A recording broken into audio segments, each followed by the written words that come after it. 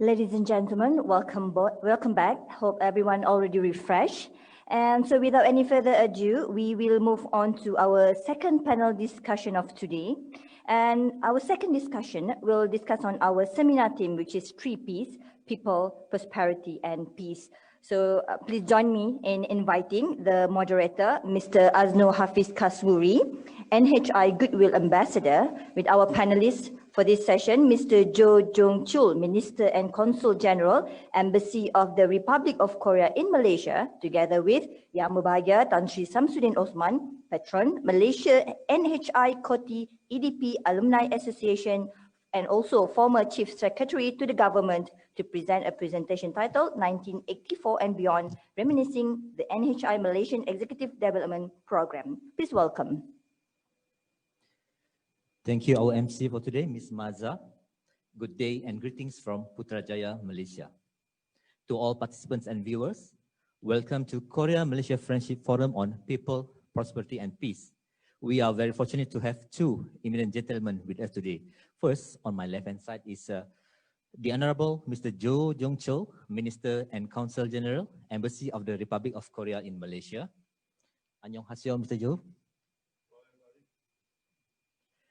And next, we have the Honorable Tan Sri Samsudin Osman, former Chief Secretary to the Government of Malaysia and Patron, Malaysian NHI COTI Alumni Association. Tan Sri also attended the very first Malaysian EDP with COTI way back in 1984. Assalamualaikum, Tan Sri. Please allow me to share the administrative guidelines for the session. The session will be divided in 3 sections. The first section is 30 minutes presentation by Minister Ju. This is followed by 30 minutes presentation by Tan Sri Samsudin. The final 30 minutes will be the questions and answers, where we will raise questions from the participant. As such, participants are encouraged to write your question for our distinguished panelists via the live chat. Before we proceed, I will briefly share the profiles of both distinguished speakers. Our first speaker, Minister Joong-Chul, is a seasoned diplomat with 30 years of experience. He possesses a bachelor's degree in political science and international relations from Pusan National University and completed School of Foreign Service course in Georgetown University, Washington, D.C. In 1996, he graduated Master's Studies in International Politics from Keio University, Japan. Minister Jo's career with the Ministry of Foreign Affairs began in 1990. Since then, he has been posted to various countries, namely Japan, Bangladesh, Australia, and Iraq. His previous post was the Ambassador, Vice Governor for International Relations in Gyeongsang-Bukdo. I will move to our second speaker. Tan Sri Samsudin was the Chief Secretary to the Malaysian government from 2001 to 2006. He served as the Secretary General for 2 ministries, namely the Ministry of Domestic Trade and Consumer Affairs in 1994 and the Ministry of Home Affairs beginning 1996. Tan Sri Samsudin holds a Bachelor of Arts honors degrees and a diploma in public administration from the University of Malaya and a Master in Public Administration from Pennsylvania State University, United States of America. Tan Sri was the chairman for various boards, including the Employees Provident Fund Board, University of Utara Malaysia, National Unity Consultative Council, and the president of Pembadanan Putrajaya. Without further ado, we would like to invite Minister Joong-Chul to present his speech. Please, sir.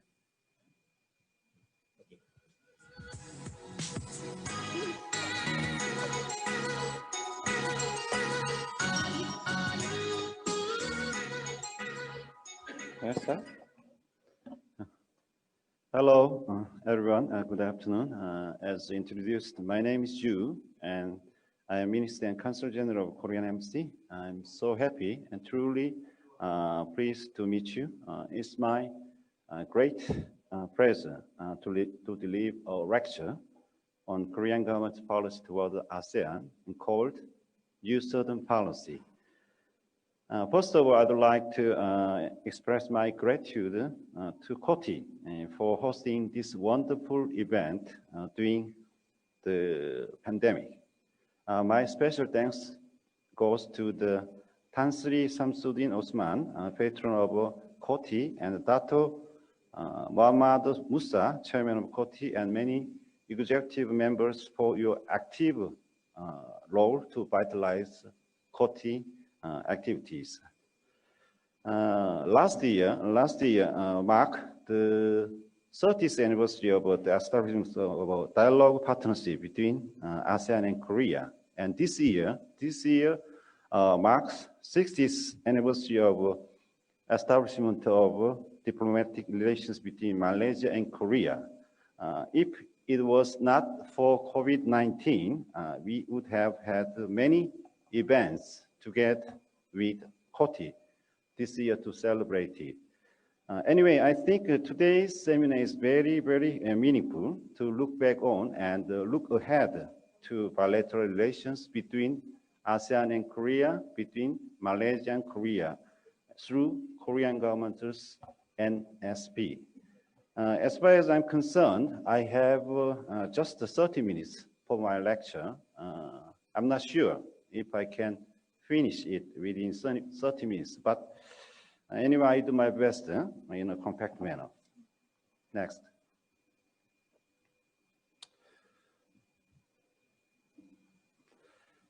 First of all, let me tell you some kind of definition of youth southern policy.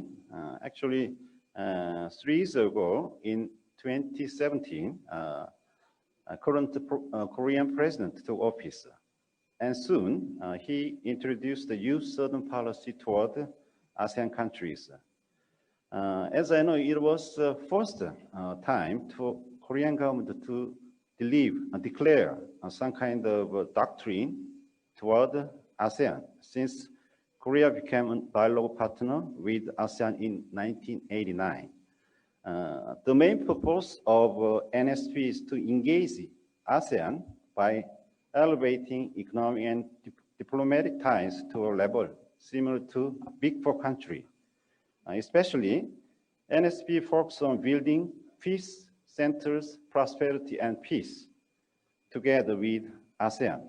Those 3 pillars, people, prosperity, peace, correspond to ASEAN's ultimate goals, such as political and security, economic and the socio-cultural community. To be more specific, people pillar connects to people mind and hearts. Prosperity pillar contributes to the live well together through mutually beneficial economic cooperation. And peace pillar established Asian peace through security and cooperation. Next. Let me explain the reasons and backgrounds of that Korean government suggested the youth southern policy in 2017. As you know well, at least in the past 10 years, there has been a growing trend of superpowers rivalry between the US and China. And namely, the two superpowers have put forward grand visions and strategies toward Asia, such as a pivot to Asia and Indo-Pacific strategies by the US, and the Belt and Road Initiative by China. The term G2 is short for Group of Two, which is used to describe the world order shaped by 2 superpowers. When China as an emerging power came up with a new vision called Belt and Road Initiative, we expressed some kind of expectation. But China's Belt and Road Initiative has increasingly been causing negative effects in recipient countries, especially Chinese assertive measures in recipient countries are sometimes called wolf warrior or death trap diplomacy. With this, the US used it as an opportunity to discredit China further. On the other end of the spectrum, the US not any better. As you know well, the US gave up its traditional foreign policy principles with showing little respect for its allies. Most prominently, you know, the US exited from TPP and Paris Agreement on climate change for the sake of itself. And Americans' weaponization of trade has not affected China as planned. From these recent moves to superpowers, we can see that the superpower have used those visions and the strategy as just the tools to outwit or discredit each other, and have also simply used to secure the support of other countries in the middle of lively or power conflict. Eventually, they didn't get voluntary support from other countries, even from their traditional allies. In this confusing circumstance, the concept of G0 world has emerged, and many middle powers are showing interest in G0 world. Originally, the mean G0 used to mean that there was no single hegemonic and the dominant powers in the global order. But today, G0 means that the US, China can't not shape the world order. Like this, given the growing superpowers lively, I think Korea and ASEAN find themselves being squeezed between the US and China. From Korea's perspective, NSP can be interpreted as the outcome of Korea's struggle for survival in a rapidly changing international environment. And it can be considered as a means for Korea to gain greater policy autonomy by leveraging its close relations with the ASEAN, while taking advantage of ASEAN's growing economic potential and interdependence. That is to say, Korea has no choice but to aggressively engage ASEAN more than ever before. From ASEAN's perspective, ASEAN is also caught between China and US.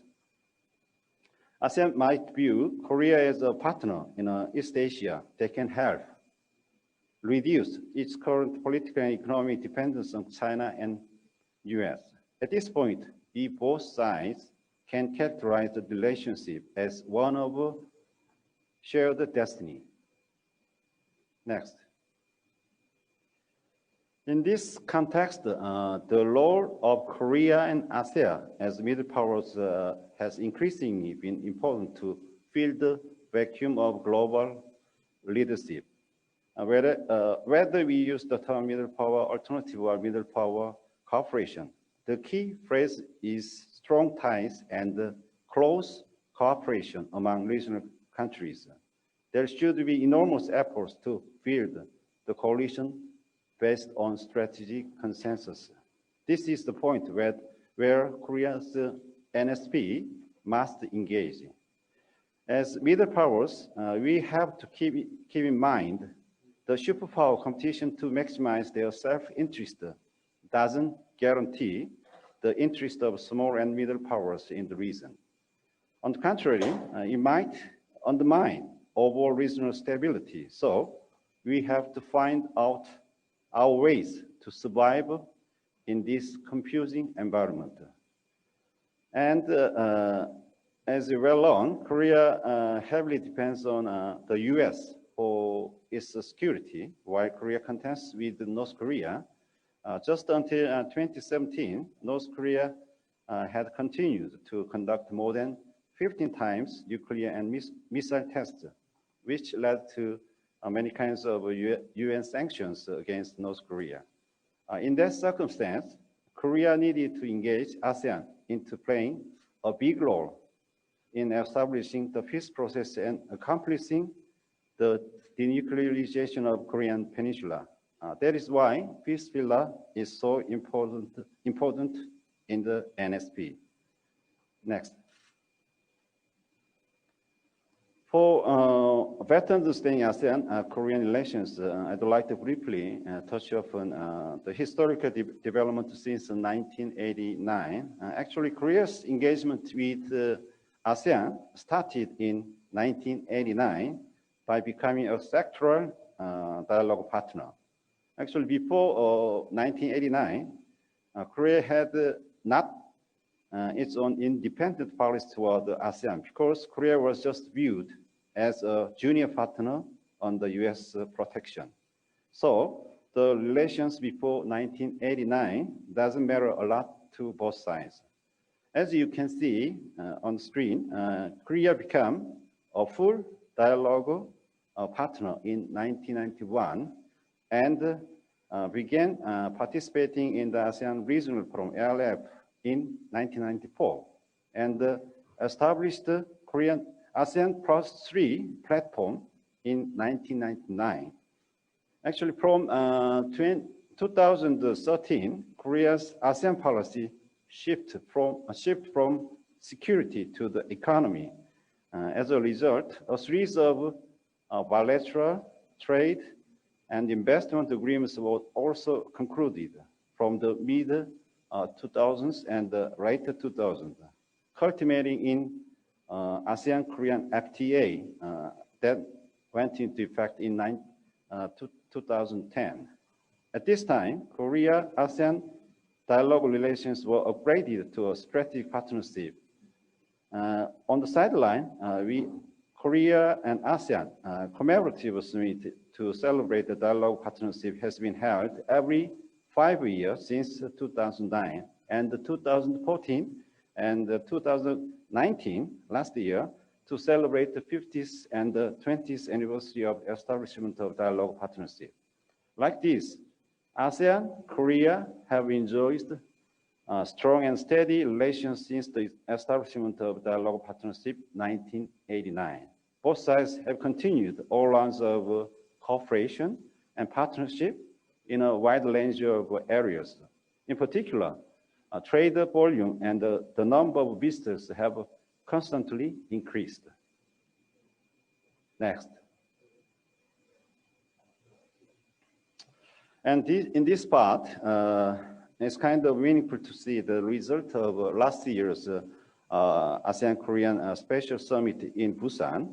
Last year, both sides agreed on the following cooperation measures. First, both sides agreed to increase people-to-people exchange, in particular by some measures, such as simplifying the visa system and liberalizing aviation and double the number of ASEAN scholarship students by 2022. And second, we agreed to expand the industrial cooperation based on the free trade.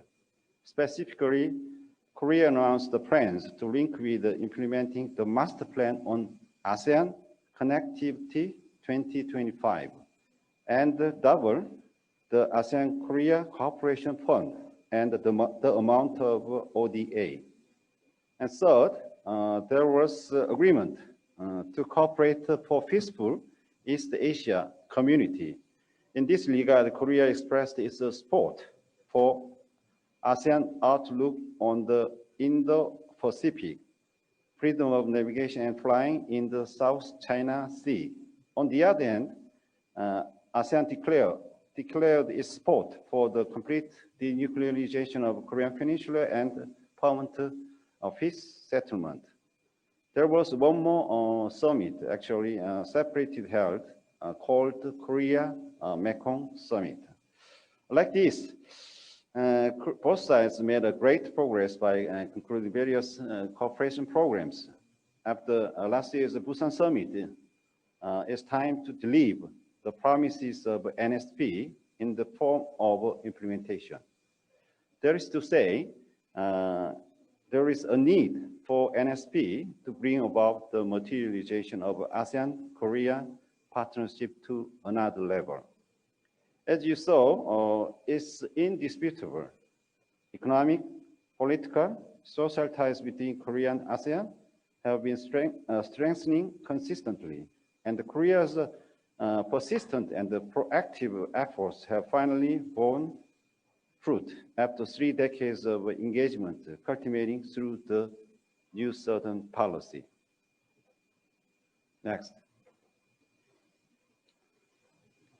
With the outbreak of COVID-19, it has changed everything in our life, including global, political, and the economic landscape completely. Particularly, human security issue has emerged as highest agenda in global politics. Therefore, Korean government could not help change the existing policies and plans to prepare the post-pandemic era. In this regard, 6 months ago, May this year, Korean government released the Korea New Deal policy, focusing on economic recovery plan in the post-pandemic times. It has actually two pillars.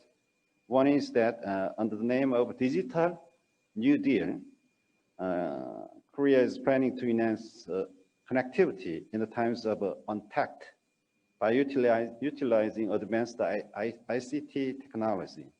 On the other hand, under the name of Green New Deal, Korea will make further efforts to reduce carbon dioxide emission and air pollution.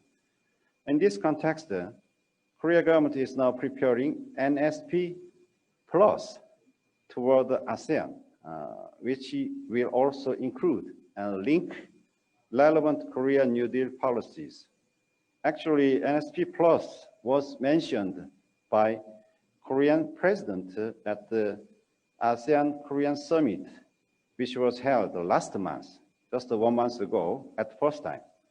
The concrete contents will be released soon.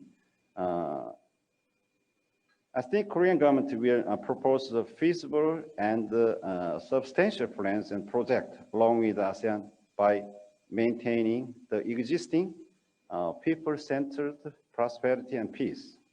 Today, here I would like to introduce potential goals and projects of each pillar. I think it's the first time to introduce the kind of concrete contents of NSP Plus to the public. Next.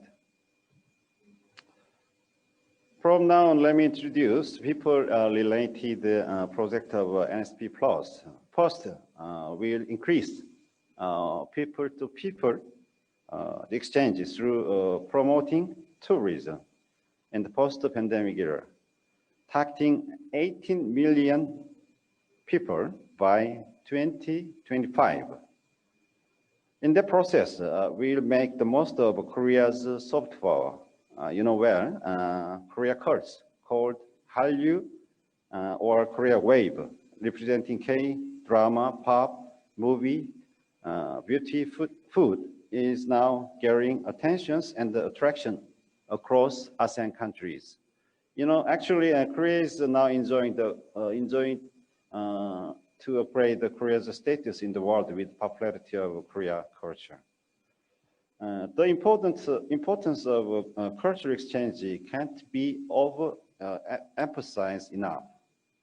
Actually, culture is now being recognized as both an enabler and a driver of sustainable development. Namely, culture is integral part of sustainable development. Originally, diplomas and courses are aimed at enhancing connectivity among people from diverse beliefs and backgrounds by creating the habit of communication and exchange. I think enhancing connectivity is the most important fact we should be looking for in the process of implementing NSP Plus. For your information, actually, now, how much, Korea culture are affecting Korea's economy. Actually, let me show you the statistics.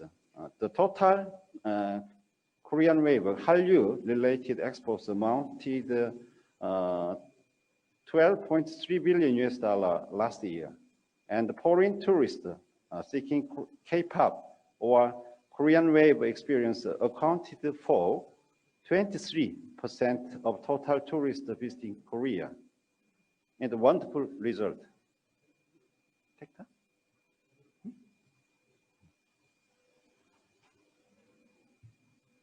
And likewise, to intensify cultural exchange between ASEAN and Korea, ASEAN should promote its culture widely, also in Korea. to create awareness and attract interest. Now, we already have ASEAN Korean Center in Seoul and ASEAN Cultural Center in Busan. And vice versa, we are now seriously considering establishing ASEAN Korean Center in the ASEAN 10 capitals to increase awareness and understanding of Korea. Next.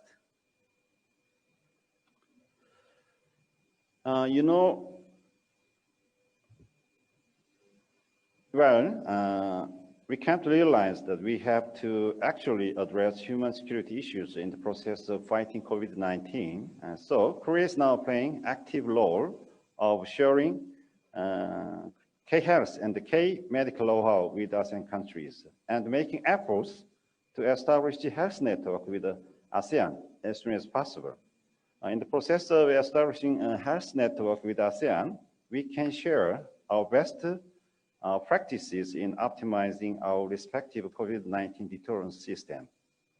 I hope Koreans' experience, approach, and model informs ASEAN countries for better preparedness when this comes around the next time.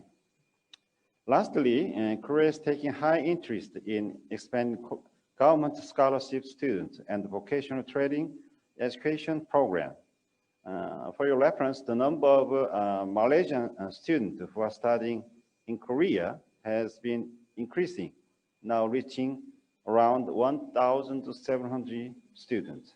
And vice versa, Korean students in Malaysia have surpassed 1,000 in the field of higher education. Next. Before saying about the prosperity-related project of NSP and Plus, let me briefly touch upon bilateral economic ties between ASEAN and Korea. Actually, it has grown steadily 20 times of the past 3 decades. Bilateral trade is booming, reaching a record-breaking $160 billion last year, making Korea ASEAN's 5th largest trading partner and making ASEAN Korea's 2nd largest trading partner. Like this, Korea will continue to expand the trade volume, reaching $210 billion by 2025 by focusing on digital connectivity and green economy. We are also thinking of linking with the ASEAN ICT Master Plan 2020 and ASEAN Connectivity Master Plan 2025 and ASEAN Energy Action Plan 2021 through 2025. For your information, last year's special summit in Busan, the summit encouraged the ASEAN Korean Business Council to work closely to help transform ASEAN into digital-driven economy with 5G technology, AI, banking, and finance technology, and e-commerce. As you know well, Korea is the first country in the world to commercialize 5G service, which speed is 20 times faster than 4G. In this regard, Korea became the first partner of ASEAN Smart City project. The first project is now being implemented in Kota Kinabalu in Malaysia. Like this, Korea will strengthen its partnership with ASEAN in the field of AI, IoT, and 5G startup to prepare the fourth industrial revolution and to narrow the digital divide. Next. Actually, Korea has expected ASEAN to play a big role in the middle of peace process and the denuclearization of Korean Peninsula. We always appreciate. For decades, ASEAN has faithfully supported Korea's position toward North Korea's denuclearization and the peace process on Korean Peninsula. However, frankly speaking, ASEAN's role in inter-Korean affairs has not been explored to its fullest compared to the social and economic development between ASEAN and Korea. That means Korea has not proposed any concrete proposal as to how ASEAN can contribute to the peace process. To be more precise, ASEAN has remained secondary to the involvement of big powers. So the problem is that how ASEAN can get involved in peace process on the Korean Peninsula. However, given the fact North Korea leader Kim Jong-un has chosen Singapore and Vietnam as the locations of 2 times US North Korea summit, I think this means North Korea views ASEAN as a neutral entity. This means ASEAN can play the role of honest broker or mediate in engaging North Korea into regional affairs. You know, ELF, ASEAN Regional Forum for North Korea, which is the only channel to communicate with the ASEAN and regional members. Last year, North Korean official has expressed that it is willing to work with ASEAN through the ALF in establishing peace on the Korean Peninsula. Like this, until now, ASEAN has played a role of serving as an important platform for North Korea to communicate with the regional countries in the field of security cooperation. In this sense, I strongly recommend, in order for ASEAN to play a more proactive role in engaging North Korea, I think it's high time for ASEAN to seriously examine the inviting North Korea as any form of dialogue partner of ASEAN in the near possible future. And Korea will also strengthen a non-traditional security cooperation with ASEAN, such as environment crisis, maritime security, and water management, etc. It means this is also high time for our security cooperation to be expanded beyond the traditional security cooperation. Next.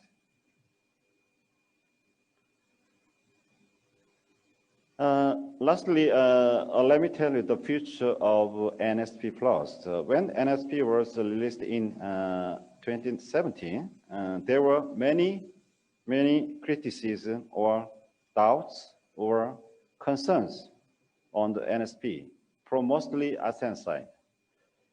Some said NSP may be seen as a feast of wars or rebranding of existing policies rather than a blueprint for new direction in Korean diplomacy.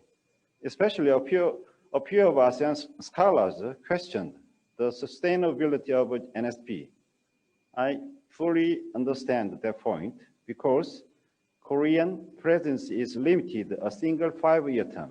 So it's not clear whether next president and next government will continue to implement the NSP at this moment.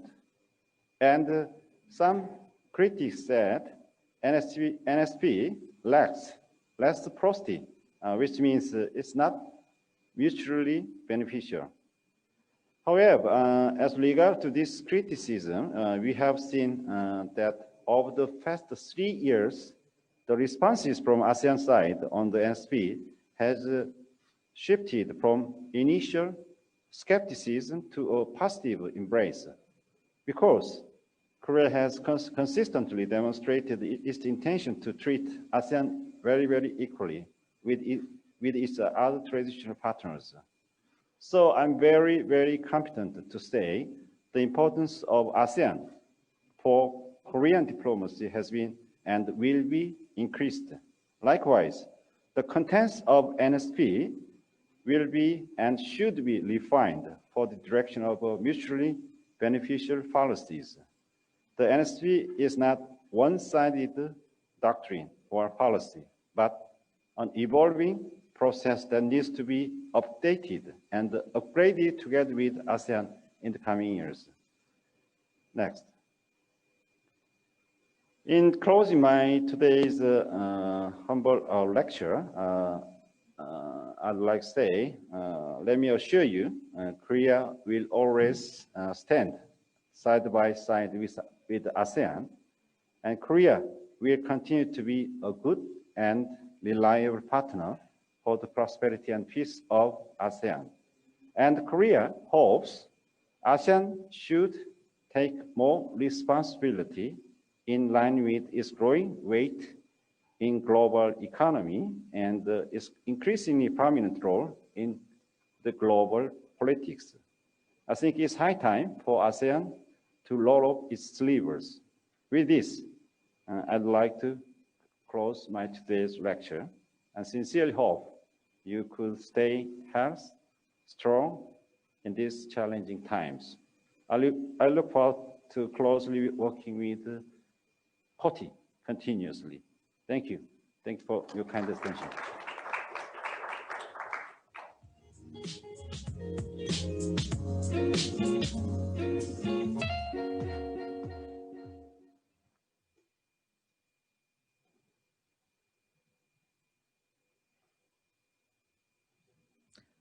Thank you, Minister Ju, for your insightful presentation on new Southern policy beyond the pandemic.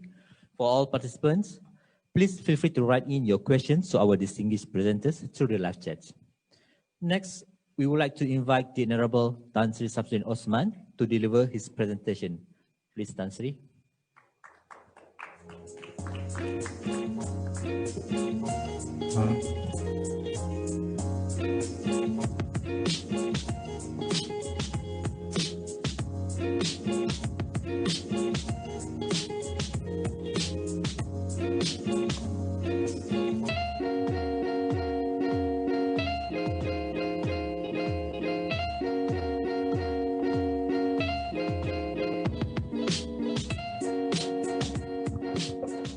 Bismillahirrahmanirrahim.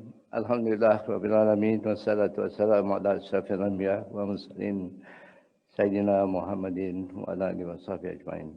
Assalamualaikum warahmatullahi wabarakatuh. Good afternoon.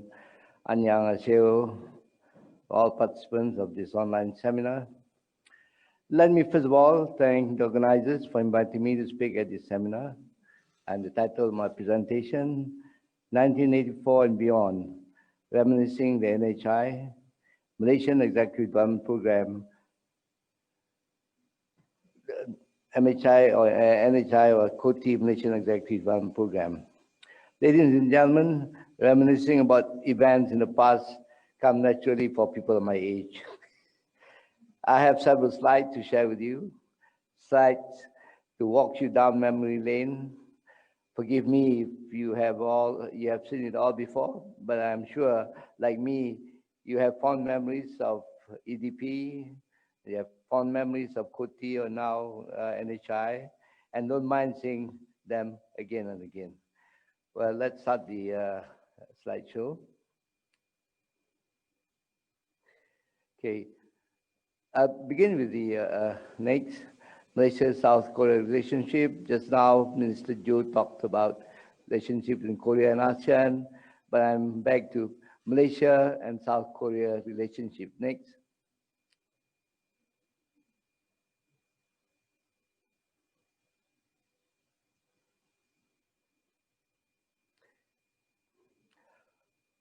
Our bilateral relation between Malaysia and Korea began on the 23rd of February 1960. And incidentally, that's 60 years ago, as mentioned by Mr. Joe. Malaysia had this bridge built next across the Gosan-Cheon River in Paju province to commemorate or to symbolize the friendship between Korea and Malaysia.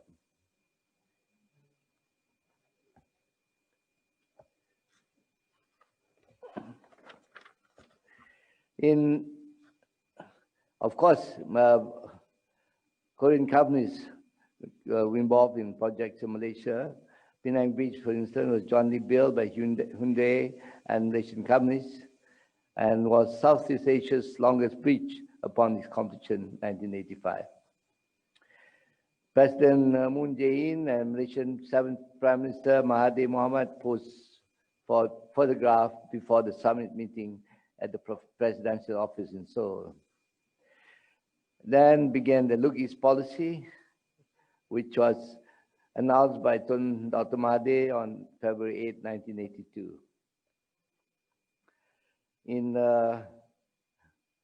It was essentially the objective of Look East policy was to learn about the positive values and work ethics of the people of the East, Korea and Japan.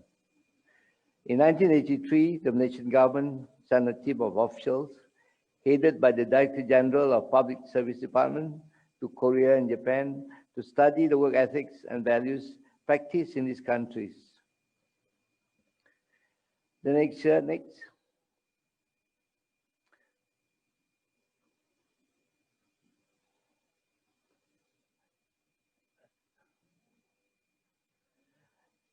In 1984, the government, the EDP got started, and I was lucky to be chosen. Next. Next.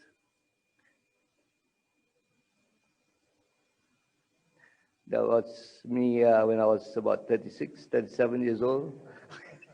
And we count the age, that's about how long the EDP has been, 36 years. I was 36 years old, or maybe 37 at that time. And coming from Intan, I was in Intan at that time. And you look at all the gaudy clothes we wear in 1984. I'm sure the young people would be dead looking, wearing these clothes now. And since I came from Intan, everyone assumed that I was a secretary and had to do the bidding of more senior officers in the group. And that was Chonggye Mountain.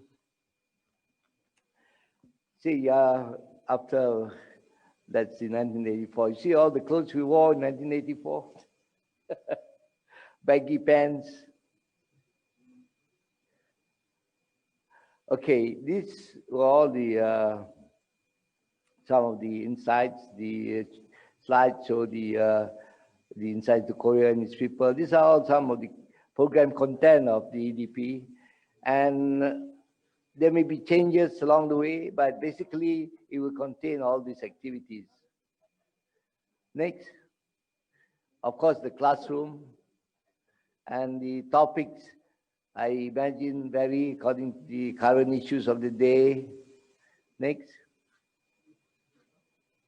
Okay, this is the most interesting event or the part of the program, and everybody talked about it. During my year, we talked about the climbing Chonggye Mountain. Of course, there were other mountains that the other groups climbed, but we didn't have cycling at that time. I noticed now the younger groups enjoyed all their cycling around Korea, around Seoul. Next, site visits, and this is also part of the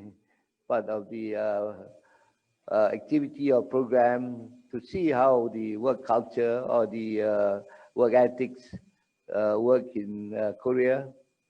Next, cultural exchange. I noticed the later groups did not go to the Korean village. Maybe that was already old, but we went to the Korean village. Okay. And this was the homecoming program. You see, that was truly there with the president of NHI. Well, I don't know when the next homecoming program, but we're all working, hoping it will come soon, so that we can go and visit COTI, and maybe at the season when we can pick the persimmon from the trees.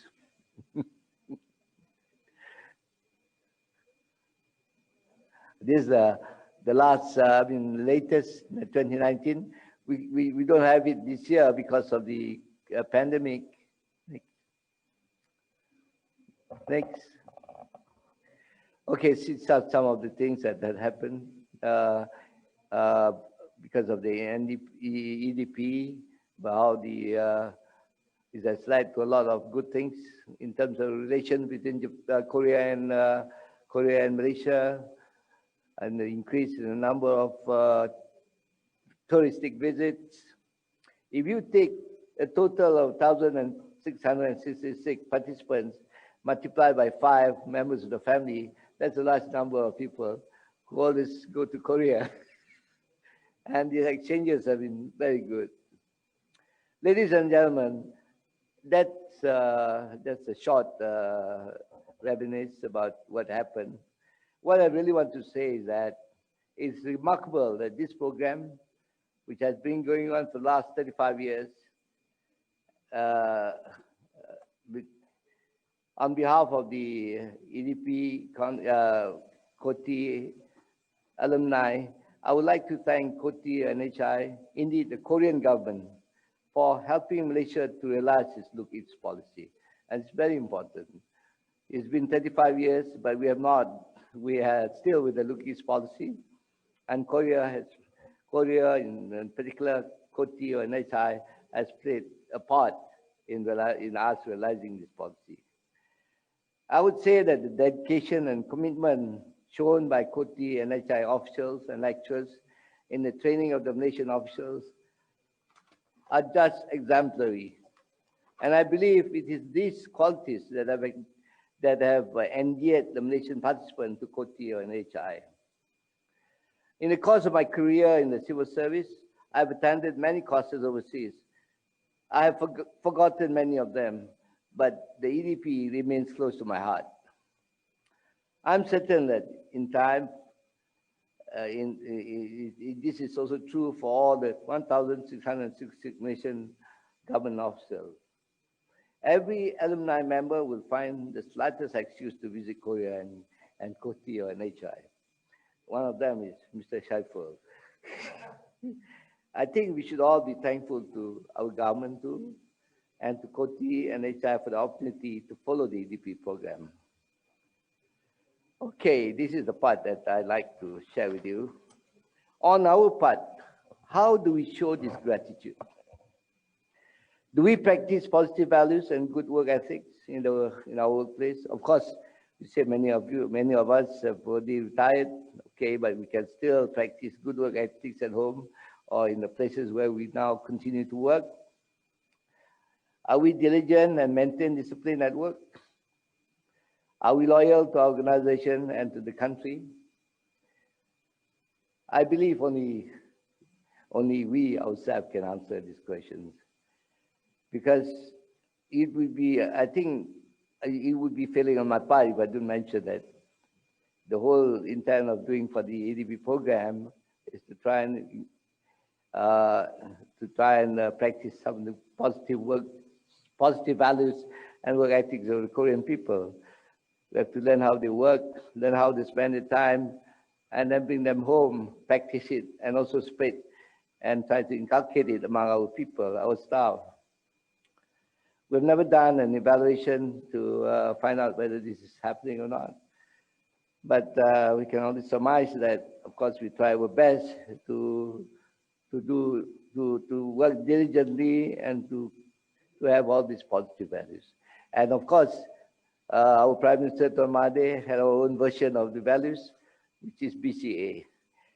Not many people talk about BCA now, but these are still values that need to be implemented, that need to be practiced. But say clean, cakap, efficient, amanah, trustworthy. Any way you say it, these are the values that we have to have. Ladies and gentlemen, I have a very short presentation. I only like to suggest to the alumni of EDP that as a small token of our gratitude and appreciation for having done the EDP program, let us chip in to help the people who are suffering economically because of the pandemic. I don't remember alumni members or the alumni association being involved in this community work so far, We got started 2011. It's already 9 years. The pandemic, I think, provides a wonderful opportunity for us to give something back to the government, to the people. And also, in a sense, I think it is in line with what we are being taught. We were taught in Korea. We were taught in COTI about the cooperative spirit, about helping people, helping communities. Remember, during the homecoming, they took us to the zoo to feed animals and to clean up some of the animal places. That's not done just for the heck of it. It's done for a reason. You understand that these are the things that we do. So let's do our bit. There are a lot of people who are out there without jobs, lost their jobs. Some can even get as the Malaysia, they do kais pagi, makan pagi. They can't do it anymore because they can't sell nasi lemak along the street. And I think we can, a lot of us, 1,666 persons can do a lot of things. As I said, we can chip in and try and see. I know there are individuals in this alumni who are already doing this on their own. Now, and I know a lot of NGOs are also doing this. And as you know, the government is doing everything it can to alleviate the suffering of the people. But a little bit more help from us wouldn't hurt. So, ladies and gentlemen, I would ask the chairman, Dato' Muhammad, to think about this. We can do something useful. I don't know. Mufuzah can advise us what's the best way to do it. But I think this will be appreciated, I think. And at the time when, you know, talking about someone that's retired, because I keep close watch of the civil service about the feeling and morale of my former colleagues or the younger colleagues in the civil service. I think we need a bit of moral booster. And moral boosting can come from us contributing something, working something for the community. And I think we can all do it. So you are, at the end of this presentation, I would suggest very seriously that we all think about doing, you know, worthy project for community. Not a one-off, maybe something that can be done many times, but something to give an impact our presence in the government and our presence in society. Thank you very much.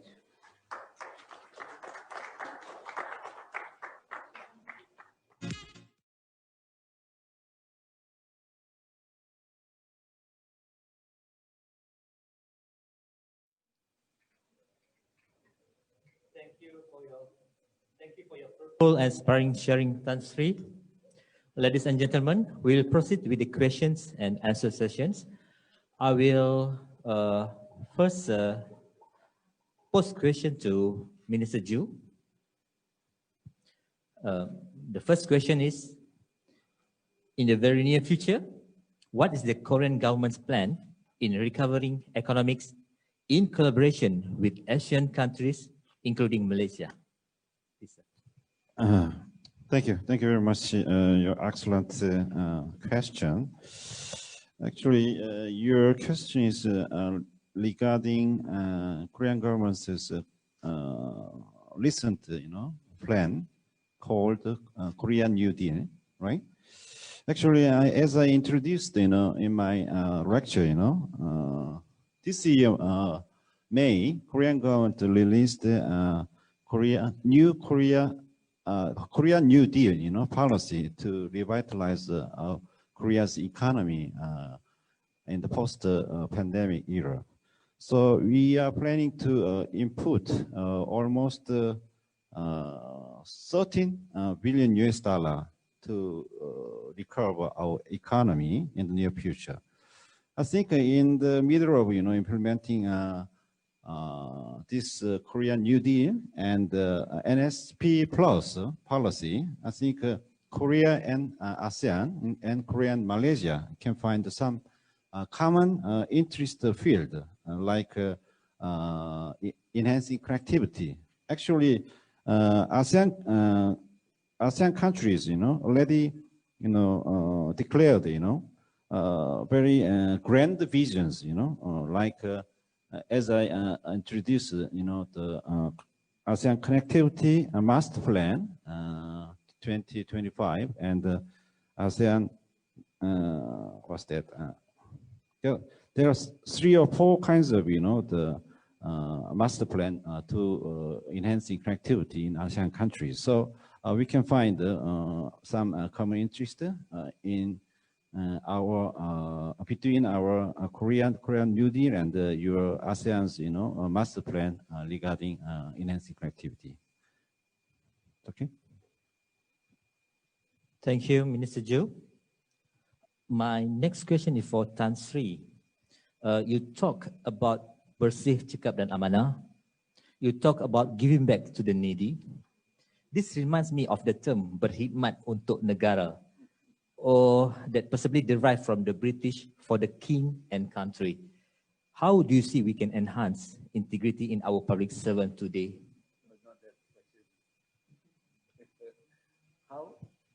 How do you see we can enhance integrity in our public servants today?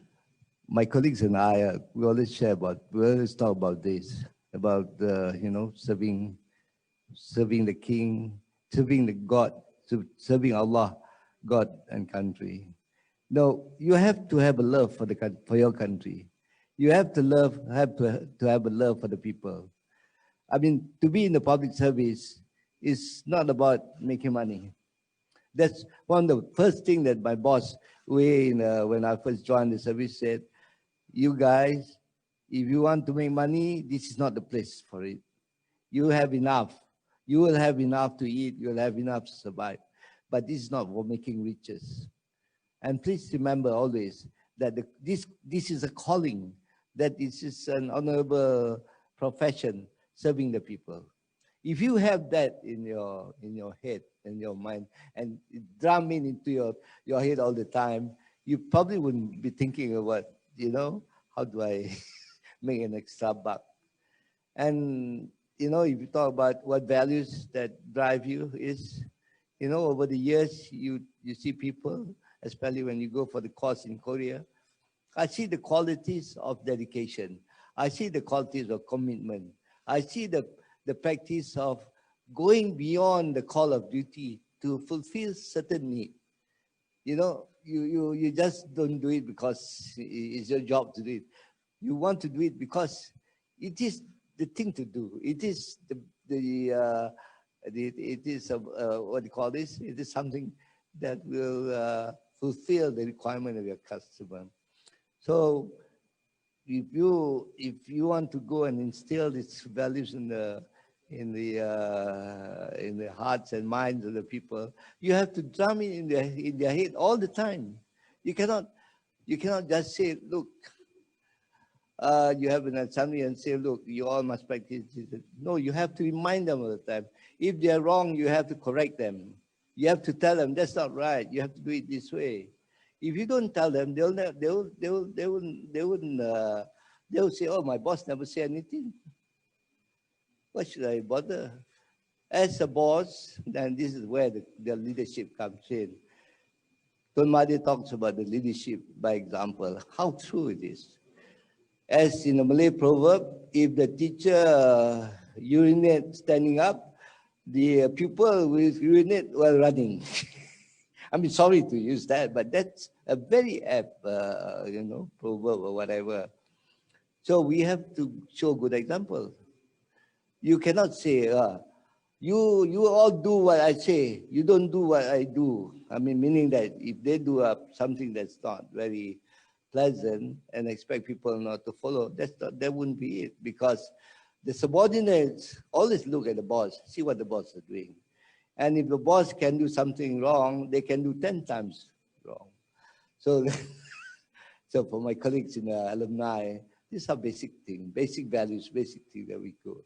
If we believe in Allah, in God, that we believe that we must be loyal to the king and country, that we must do what all servants must do and do the correct thing all the time.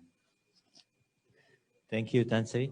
We actually have one more question pop up from the participant for Tan Sri, but before this, I would like to ask another question for Minister Ju. You mentioned about the Korea's fourth Industrial Revolution project in Kota Kinabalu. Can you please share with us more about the project? Yes.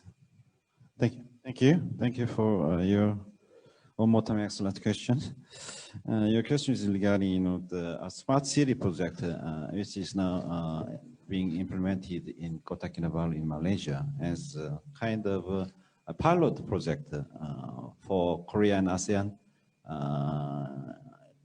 connectivity project. So, as I introduced, in my speech, we Korea side started, the smart city plan in Kota Kinabalu from this year, but because of COVID-19, this project has been delayed. So I'm not sure when we can start, the smart city project in Kota Kinabalu. I hope, this project should be the pilot project to enhance, connectivity between Korea and ASEAN and Malaysia by utilizing Korea's advanced, technology, especially focus on the 5G and IoT and something like that. So I think at this moment, I can't say about, the concrete, the plan, because I am the technology and the ICT field is not my area of expertise, So when I have a chance to, say one more time, I get back on this to you as soon as possible. And I think I'm a little nervous about giving very simple, answers to your kind of very complex, questions. Thank you. Thank you, Mr. for your explanation. Okay, if I can get back to Tan Sri Samsudin for the question by our participants. Tan Sri, what is your most valuable experience that you learned after attending EDP back in 1984, 36 years ago? In 1984, COTI, our dormitory in COTI, it was autumn. It was cold autumn. We didn't have any hot water, but maybe we thought, well, maybe this is a way to strengthen us up. And I remember having to bathe in very cold water. And I saw when doing the recent visit, all the dorms have changed. Everybody got water and all that. But if you ask me what was the best experience I had, and I think it's learning and seeing how the Korean officers, how the lecturers really took care of us, how dedicated they are, and then how committed they are in looking after our affair. And this is the thing. I was in Intan at that time, and that what taught me a few things about handling participants, handling people who attend courses in Intan, because I see that passion in the staff, the passion to help assist people gain knowledge, gain improve attitude, and gain the skills. So this, if they ask me what the experience, that the whole process was one big learning process to emulate all the good points that they did for us in COTI, and to see that whether we can do the same here. And I think that's the whole intent of learning about the work culture, so that we can apply it ourselves here. Good work culture, good work discipline, and all that. And that's it. Thank you, Tan Sri. Okay, let's see the next question. Okay, this sounds like a question for Mr. Ju. Is there any plan to have travel bubble between Malaysia and Korea during this pandemic season? I think Malaysian already miss Korea so much, Mr. Yu? It's a very, very important question. Actually, Korean government, already suggested, the fast-track entry system to Malaysian government last April. We are still waiting, any kind of response from Malaysian government. Quite recently, I met, high officials of foreign ministry.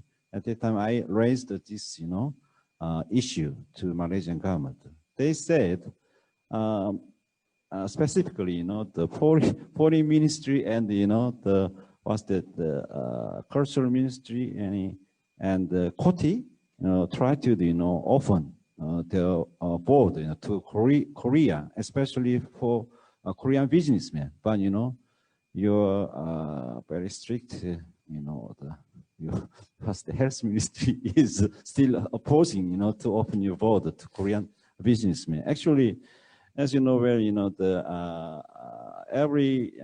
every part of global economy is very struggling, and especially some parts of global economy are at a completely, standstill. So many governments is try to facilitate businessmen and diplomats and officials, freely and move to another country. So we Korea government already conclude some kind of travel bubble with 5 countries such as Japan, China, and Singapore, Indonesia, and Arab Emirates. But we are still pushing your country to open your board for Korea and Malaysian businessmen to facilitate our economy. Thank you, Mr. Ju, for the updates. Is there any success with other countries yet on the bubble travel to Korea? Yes, of course. Actually, as I mentioned, we concluding the fast track system first with China, So we 2 countries already exchange, the businessmen without, 2 weeks, mandatory quarantines, Of course, there are, some kinds of, principles, such as, the 2 times the test before and after, So I think there is no problem, to open, board between Korea and Malaysia because, Korea and Malaysia has been praised, highly praised, to contain COVID-19 in this pandemic era. I think so. Thank you, Mr. Ju. Okay, for the next question, yeah, this is a very interesting question. I think both Mr. Ju and Tan Sri can respond to this on different perspective or your own experience, how the exchange of civil servant will improve the quality. Okay, the question is there any plan to have exchange of civil servant between both countries, Malaysia and Korea? So, Tan Sri first. I will answer that. Just essentially because I can't, as a retired person, I don't know what the present civil service leadership is about. But if you ask me during my time, if you want to have, I mean, if you want to, if an exchange is something viable, yes, I would say that you can, please. This is something that will benefit both. I mean, that would benefit Malaysia, I suppose. If Korea is willing to accept Malaysians in the civil service or wherever, that is a good idea. Thank you, Tan Sri. Mr. Ju, you have any comment? Actually, as I introduced, to some points of NSP Plus, regarding the 5% of the people-related, projects. Actually, we are trying to, make efforts to increase, people-to-people exchange between 2 countries, mostly, through the tourism or cultural exchange. I think, those exchange of civil servants is also very, very important, But I'm not actually in position, to make some comments. I think this question is up to, the Korea Human Resource Development Institute. is there anyone to watch this video? Please make comment on these questions. Thank you, Mr. Ju. Do you have any more questions? We wait for more questions. Okay. I think more or less this come to an end of our session. Perhaps, well, if I can give some time for Tan Sri to wrap up, and then for Mr. Ju to wrap up the session, and yeah, for Tan Sri. Yeah, I'd just like to reiterate what I said just now about I think it would be a good idea for the Alumni Association to take on my suggestion to do something, to do its bit for the community. Mr. Ju? Anyway, laughing, today's session, once again, I'd like to express my deepest gratitude, to COTI for hosting this wonderful event, I think make this seminar makes, two countries more close, in the field of the exchange of people to people, So, lastly, just emphasize the bilateral relations between Malaysia and Korea. I think that relation should be very reliable and very steadfast in the near future. Thank you. Thank you again. It has been a very exciting discussion with both Tan Sri Samsudin and Minister Ju. With that, we conclude this forum in the spirit of the 60th anniversary of diplomatic relations between the Republic of Korea and Malaysia. We hope to engage in more collaborative efforts for the advancement of people, prosperity, and peace. Thank you and kamsahamnida.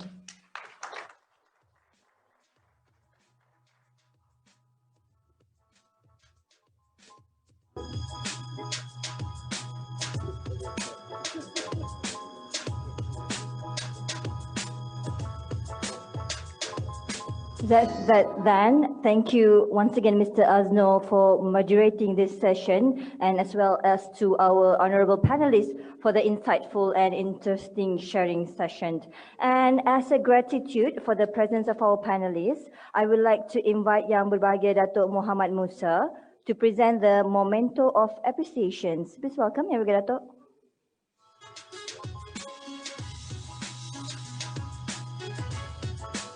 I am pleased to invite Mr. Ju first to receive the memento.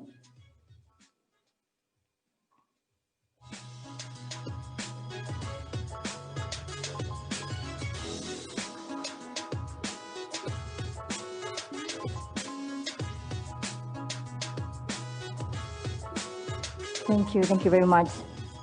Next, please welcome Yang Berbahagia Tan Sri to receive your memento.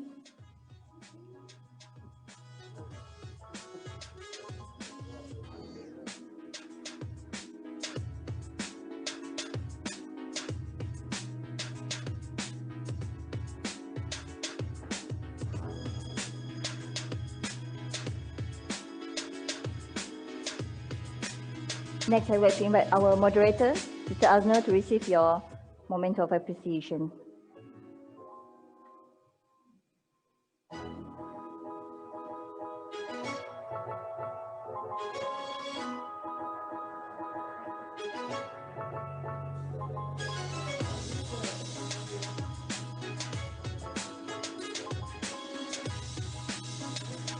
Thank you very much. Thank you, Yang Berbahagia Datuk, for the memento presentation.